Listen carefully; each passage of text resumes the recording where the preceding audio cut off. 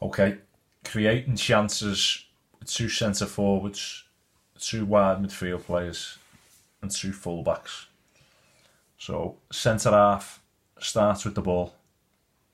Now 9 times out of 10, centre half's going to find himself in a position where centre forward's going to arc the run, so he's going to play wide. So centre half, for example, goes into a right back. Okay. Now, when the right back gets in possession, there's a couple of ways you can create chances from wide areas.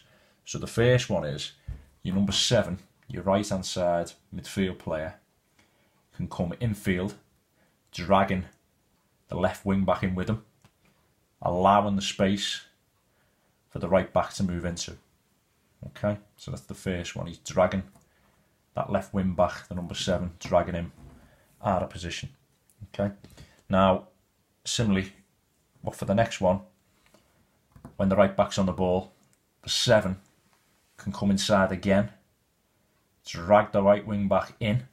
Okay, so he's in a position where he's dragged him in again, but this time instead of travelling, then we can have the 9 spin around the shoulder of the left centre half to receive the ball. Again, attacking in a wide area, so again it's been made by this number 7 moving in field, allowing that space for the 9 to move into down the flank. Okay, so there's your first 2 ways in which you can create. So on the next one, your 7, when the right back gets the ball, may start infield. Okay, so he's starting infield, and then what might happen is he may pull him again because he's seen the danger, so he's going to come infield with him, a natural thing to do. But then he's going to pull into a wide position.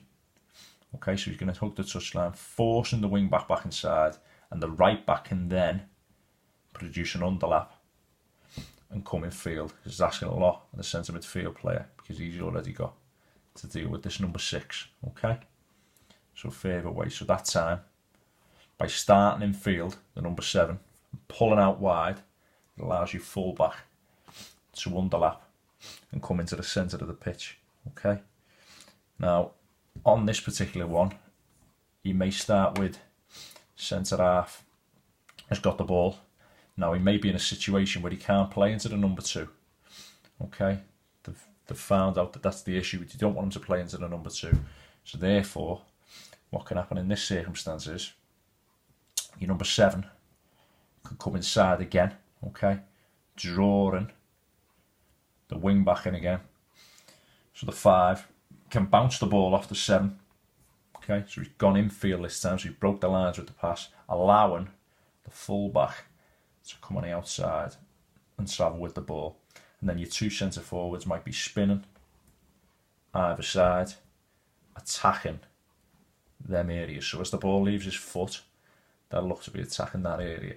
Now if you really want to advance it, then you can get your far left attacker on all the things we've just discussed, trying to penetrate in behind, in between, or at the back post, make an effect, drawing the fullback. The fullback would then have to come with him, which are some of the options on that.